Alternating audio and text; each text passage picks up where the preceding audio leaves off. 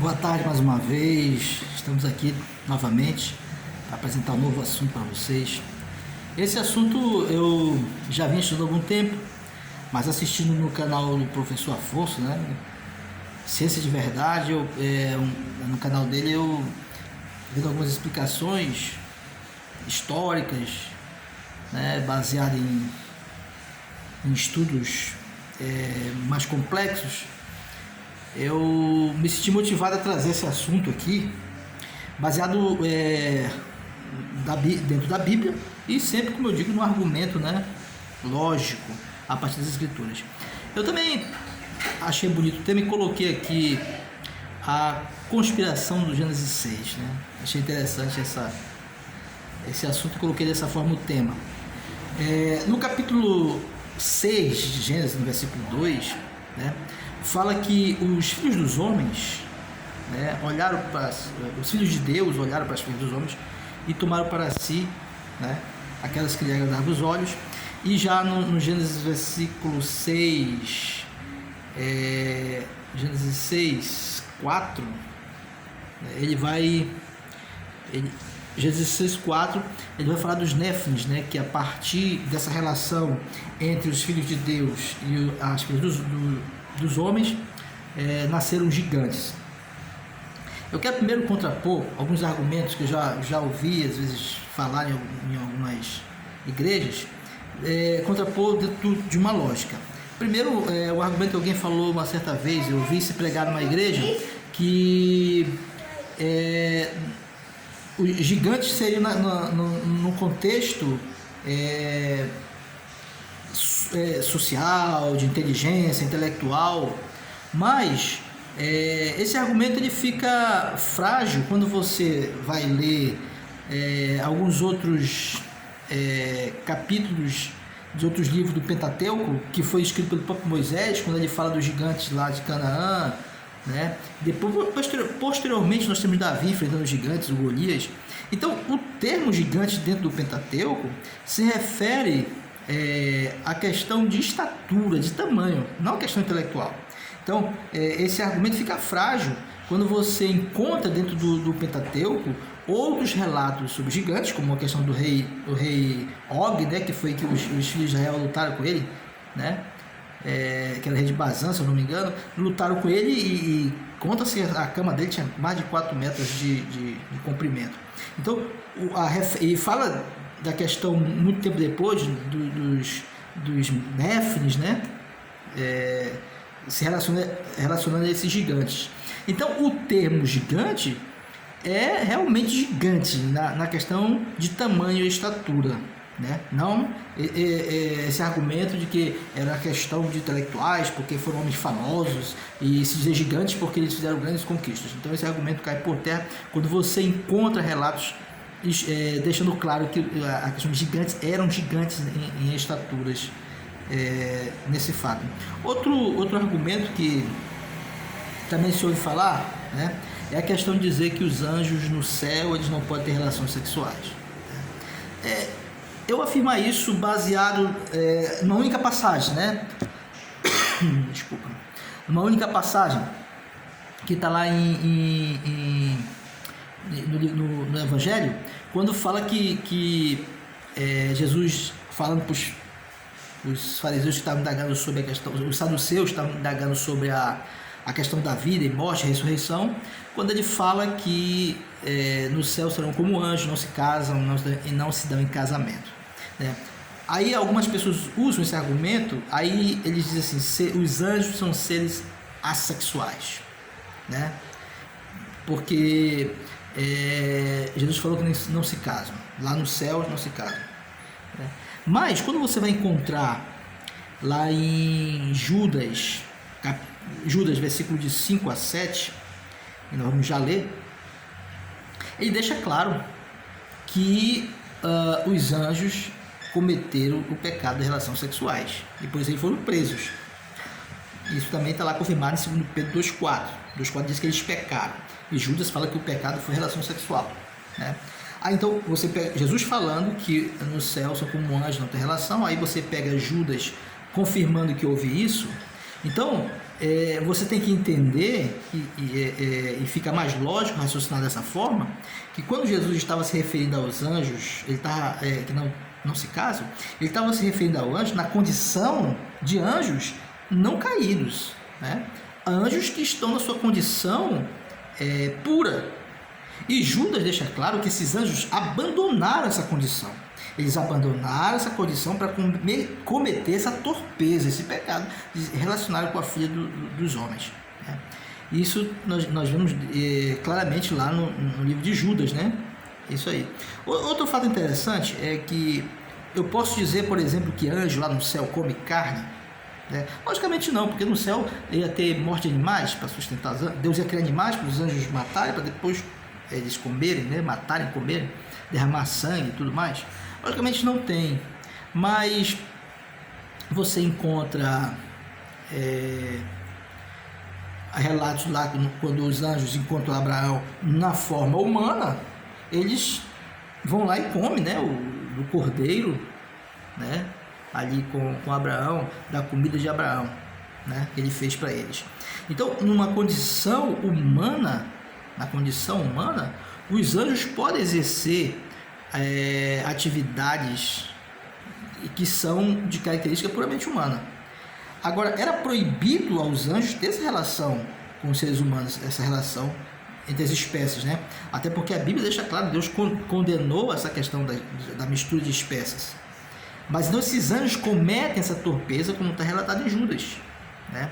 Outro argumento, algumas pessoas falam que os filhos de Deus se referia não aos anjos, mas aos homens que eram da linhagem de Sete, e outros da linhagem de Caim, e diziam que os filhos de Deus eram os que eram de Sete, e os de Caim, e os filhos dos homens, os filhos de Caim. Mas, se fosse dessa forma, sempre, quando um evento ele se repete por uma condição, ele tem que se repetir novamente, né? E não há mais relatos, há vários relatos sim dos filhos de Israel tendo relações com mulheres que não eram do povo de Israel, né? E não há relatos de que nasceram gigantes após essa relação, né? Não há relato de que nasceram gigantes após essas relações, né, entre os filhos de Israel e as filhas daquele povo lá ao redor. Não há relato disso. Então, eu não posso afirmar que os filhos de Deus se referiam aos homens que serviam a Deus e as filhas dos homens que não serviam e dizer que nasceram gigantes. Esse fato deveria estar se repetindo hoje. Ou então não existe mais filhos de Deus na Terra, né? Então, não se referia à questão dos anjos, dos homens, mas sim dos anjos. Lá em Jó, capítulo 1, versículo 6, os anjos são chamados de filhos de Deus, né? E é interessante porque Jesus é chamado, antes de ele encarnar na terra, é chamado de o Filho único, o unigênito do Pai. Quando ele entra na terra, é chamado de o primogênito, né? A condição que é dada aos homens de ser filho de Deus é na condição de filho de Deus como Jesus. Porque Jesus, ele se torna o primogênito. Nós também nos tornamos filhos de Deus na mesma condição de Jesus. É por isso que ele é o primogênito. E lá em Hebreus, capítulo 1,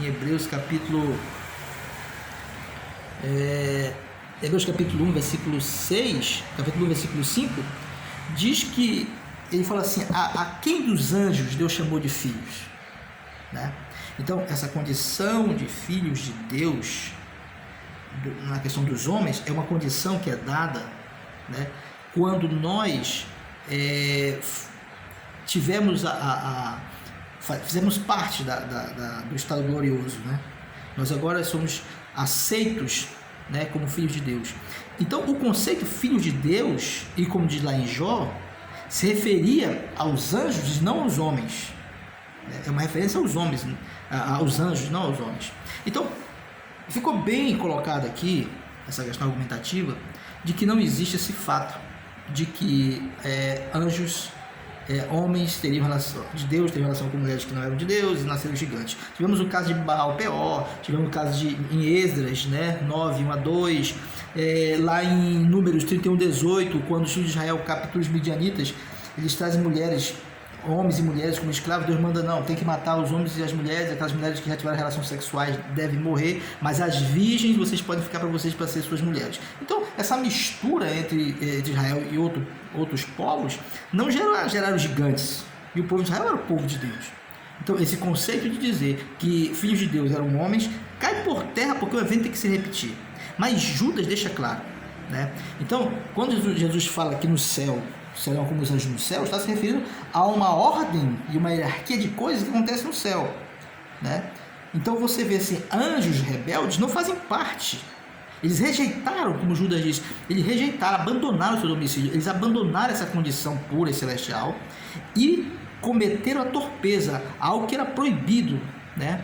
Seres de alta capacidade, capazes de fazer muitas coisas, de se haver uma mutação, né? Tomar a forma humana e exercer isso aí, e procriar junto com as mulheres, né? E a Bíblia deixa claro isso em Gênesis, né? Porque filho de Deus, claro que não se refere a homens, já contextualizamos aqui, mas aos anjos, como está lá em Jó 1, capítulo 6, e Judas deixa claro essa relação.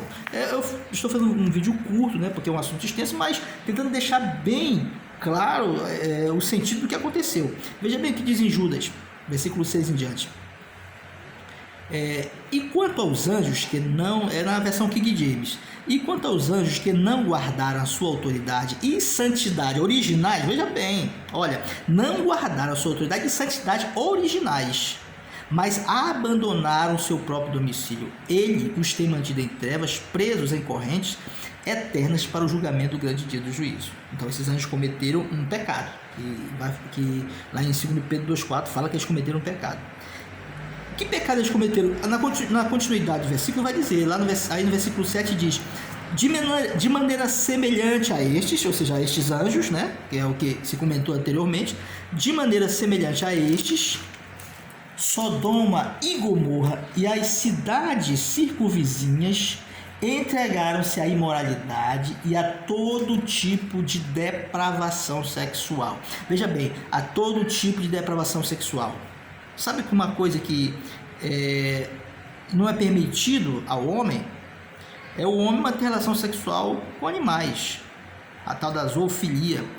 E esse povo ele cometeu todo esse tipo de torpeza, né? Eles misturaram, os homens mantinham relação sexual homem com homem, mulher com mulher, mulher com animal, homem com animal. Esse era o pecado desse povo, que também é descrito lá no Pentateuco, sobre os pecados dos cananitas, né? Daquele povo lá que fazia parte também desse tipo de cultura de Sodoma. E isso foi rejeitado por Deus. Então eles cometeram depravação sexual, estando sob castigo do fogo eterno. Essa cidade nos serve de exemplo, né? Ora, estes, da mesma forma como alucinados inconsequentes, não apenas contaminaram o próprio corpo, mas rejeitaram toda a autoridade instituída e caluniam os seres celestiais. Então, Judas deixa claro que o pecado dos anjos foi o mesmo pecado de Sodoma e Gomorra: relações sexuais, né? Perversão sexual, ou seja, desvio do original. Eles abandonaram a sua condição original. O homem que mantém relação sexual com o animal, ele abandona a sua condição original. Então os anjos cometeram esse mesmo pecado. Então, lá em Pedro, versículo 2,4 diz o seguinte: ora, se Deus não poupou os anjos que pecaram, mas os lançou no inferno, aprisionando-os em cadeias abismais, tenebrosas, com o propósito de serem reservados para o juízo, né? Esses fatos estão relacionados na Bíblia, né? Mas alguns livros apócrifos são importantes porque eles relatam um pouco a mais, né? O livro de Enoque deixa muito claro, né? Algumas pessoas falam da questão do livro de Enoque, mas o próprio Jesus, ele citou o livro de Enoque. Essa questão de são como anjos no céu, você não vai encontrar esse relato na Bíblia. Jesus citando as Escrituras, e ele cita esse fato da questão dos anjos no céu, e você lê na Bíblia todinha, você não encontra uma passagem que fale exatamente disso que Jesus falou, a não ser no livro de Enoque. Então, o que é importante é ficar claro, né, que essa situação ela aconteceu, e eu vi um certo argumento de uma pessoa dizer para mim o seguinte: se foram os anjos, né, com homens, com seres humanos, então por que depois do dilúvio aparece novamente gigantes, né? É importante ser porque lá no Gênesis ele fala que esse evento possivelmente ele possa ter se repetido novamente, né? Assim como homens, o pecado, os homens continuam repetindo pecados hoje. Pecados que aconteceram em Sodoma e Gomorra continuam se repetindo hoje, né? E esses homens vão estar cair no mesmo juízo de Sodoma e Gomorra. Embora hoje não nos é mais relatado, né? Não nos é mais relatada essa questão do que acontece, a Bíblia deixou escrito que esses pecados em relação de homem com animal é uma perversão. E novamente isso irá levar também a um juízo, né, sobre essas coisas. Então, dizerem que esse evento não se repetia, né, se repetiu, ele fala aqui, ora, a situação que nasceram os gigantes, ele deixa claro que foi pela relação de anjos aos filhos dos homens. E ele fala aqui em Gênesis 6,4, ora, naquela época e também algum tempo depois haviam nefilins na terra. Então, é um fato que se repete, né?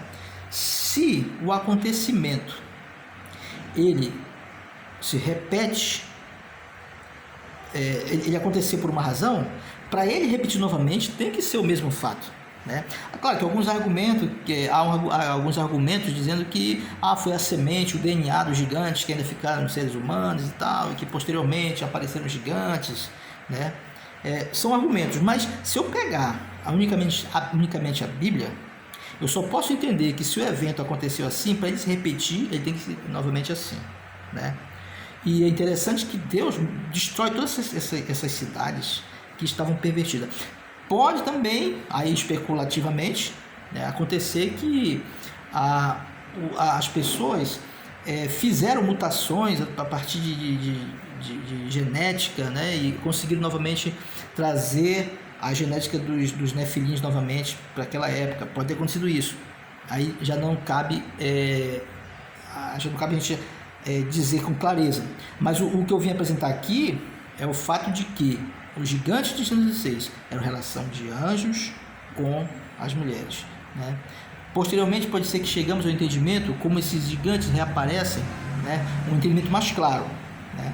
Pode ser que o evento não se repetiu exatamente como aconteceu no Gênesis, mas a relação é essa, de uma mistura de espécies, né? Então essa mistura de espécies faz com que nasçam esses gigantes, né? Então é um fato interessante para nos trazer luz novamente a palavra.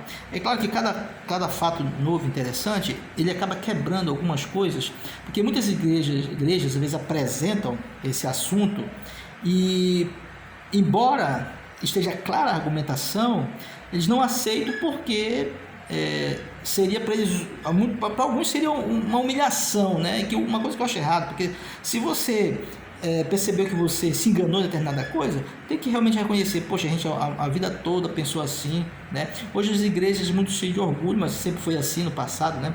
A gente vê, por exemplo, na Reforma Protestante, quando Martinho Lutero descobre que a justificação pela fé era realmente um caminho da salvação, não as indulgências, ele tem que bater de frente com algumas coisas e aquelas pessoas nunca aceitaram, né, aquilo daquela forma.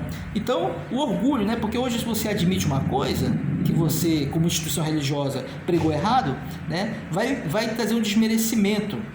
Então, eles preferem ficar com o status que tem de autoridade eclesiástica do que aceitar a verdade como ela é. Que Deus abençoe. Até o próximo assunto e compartilhe, dê um joinha no vídeo e que nós possamos, pela graça de Deus, nos encontrar outra vez com outros assuntos e que Deus abençoe. Amém.